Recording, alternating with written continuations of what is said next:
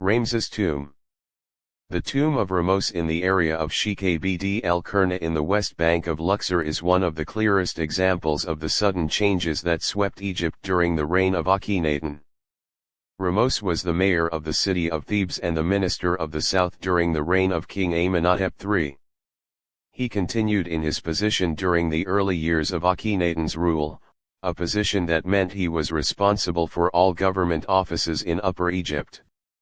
The noble tombs in Thebes during that time were known for their colorful scenes painted on smooth white walls. However, Ramos preferred to return to the raised relief style in limestone, a style that was followed in the noble tombs in Saqqara in the Old Kingdom.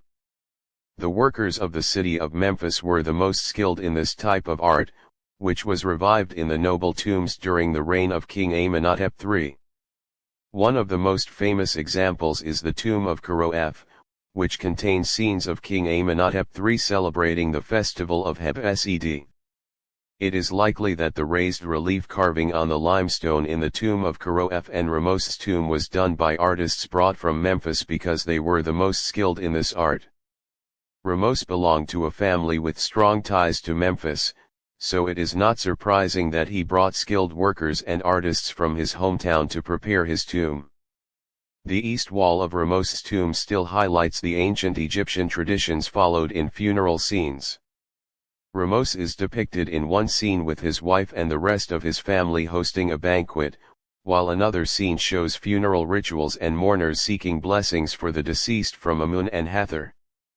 This scene may have been part of the annual celebration of the Valley Festival.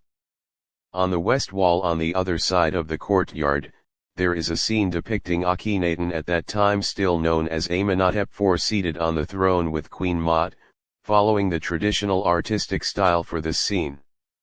However, it seems that new orders were issued to the artists working in the tomb, or perhaps artists from Memphis were replaced by others from Thebes. On the west side of the tomb's entrance, the new artists portray King Akhenaten and Queen Nefertiti in a completely new and unfamiliar setting for Egyptian kings. Akhenaten and Nefertiti are shown from the balcony of the royal palace, bathed in sunlight, presenting a golden necklace as a reward to Ramos. But that's not all. In this new artistic style, Ramos and other nobles are no longer depicted in an idealized manner with artistic proportions showing body symmetry. The Amarna artists started following the same satirical caricature style they used in portraying Akhenaten, with elongated heads, slender necks, and thin arms becoming the defining features of Amarna art. High-ranking officials and nobles in the scene are all depicted bowing in complete submission to Akhenaten. Archaeologists do not know for certain what happened to Ramos after these events, or where he was buried, as work in the tomb suddenly stopped and was left unfinished. Ramos's name does not appear in any of the remains of the city of Akhetaten Tel El Amarna built by Akhenaten in Middle Egypt to serve as the capital of Egypt instead of Thebes Luxor.